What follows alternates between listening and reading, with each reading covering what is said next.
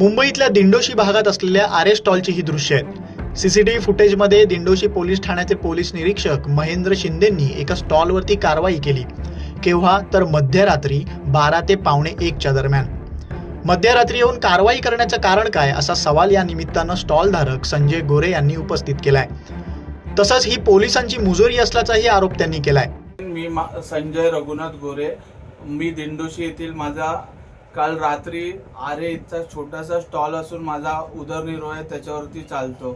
काल रात्री 12च्या दरम्यान मी जस्ट पूर्ण बंद केलेलं माझं 11 वाजता दुकान मी बंद केलं होतं, तरी देखील मुलगा माझा एक साफसफाई करताना दिंडोशी पोलीस स्टेशनचे PI महेंद्र शिंदे हे आले आणि त्यांनी माझ्या मुलाला एवढी मारहाण केली। प्लस माझा स्टार्टिंगला त्यांनी दीड लाखाचा माझा लॅपटॉप होता, प्रिंटर होता, ते पूर्ण पहिला फेकून पूर्ण तोडून टाकून माझं पूर्ण सामान त्यांनी पूर्ण नादमस्तक करून टाकलंय आणि माझं आज दुकान बंद आहे।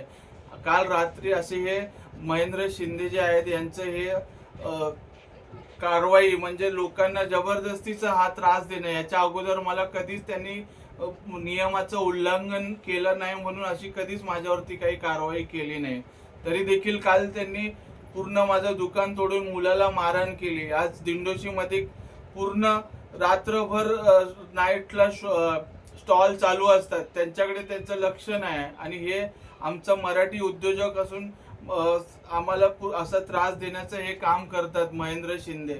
आता आम्हाला आमचे मुख्यमंत्री देवेंद्र फडणवीस साहेब यांना एकच विनंती आहे की असे हे जे मुजोर अधिकारी आहे यांच्यावरती तुम्ही कडक कारवाई करून आम्हाला आमची नुकसान भरपाई भरून द्यावी।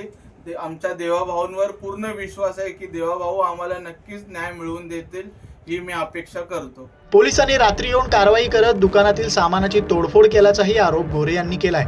इतकंच नव्हे तर न्यायासाठी त्यांनी थेट मुख्यमंत्री फडणवीस यांचं दार ठोठावलंय। याच संदर्भात दिंडोशी पोलीस ठाण्याची बाजू जाणून घेण्याचा प्रयत्न केला असता नेहमीप्रमाणे पोलीस पेट्रोलिंग सुरू असताना हा अनधिकृत स्टॉल रात्री पावणे 1 वाजताच्या सुमारास निदर्शनास आला। तसंच या आरे भागात दुग्धजन्य पदार्थ विक्रीची परवानगी असताना सदर व्यक्ती चायनीज विकताना आढळून आल्यानं कायद्यानुसार पोलिसांनी कारवाई केली आहे, असं स्पष्टीकरण पोलिसांनी दिलंय। सध्या मुंबईत अनधिकृत फेरीवाल्यांविरुद्ध मोहीम सुरू आहे, पण दिंडोशीत मध्यरात्री झालेल्या या कारवाईनं सर्वांचंच लक्ष वेधून घेतलंय। पोलिसांच्या म्हणण्यानुसार त्यांनी अनधिकृत स्टॉलवरती कारवाई केली, पण दुकानदारांना मात्र घटनेचं सीसीटीव्ही फुटेज समोर आणून मारहाणीचा आरोप केलाय। लोकमत मुंबईसाठी निधी पेडणेकरचा रिपोर्ट।